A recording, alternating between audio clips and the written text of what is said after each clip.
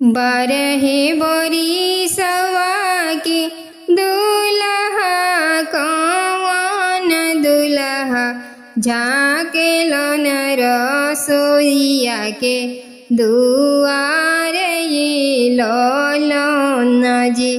अरे झाँकेलन रसोइया के दुआरे ये ललन जी। बारहे बरिसवा के दुल्हा कौन दुल्हा झाँकेलन रसोइया के दुआरे ये ललन जी। अरे झाँकेलन रसोइया के दुआरे ये ललन जी। काहे तोरो ये धनिया ओठवा झुरइले हो यारे। काहे तोहरो बदन मलिन ये ललन जी।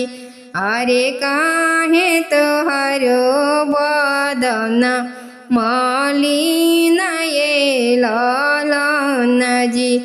आमाराउरी प्रभुजी बड़ी झगड़हिनिया रे। बहिनी बोलेली बिरही बोलाए ललन जी। अरे बहिनी बोलेली बिरही बोलाए ललन जी।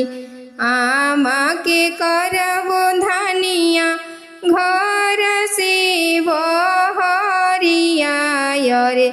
बहिनी बियाहब बड़ी दूर ये ललन जी।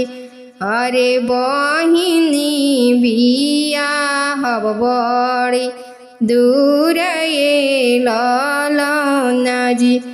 एतना वचन सुनी बोलेली कौन सुहावा।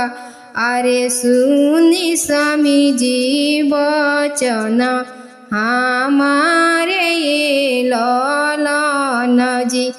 अरे सुनी स्वामी जी वचन हमारे ये ललन जी।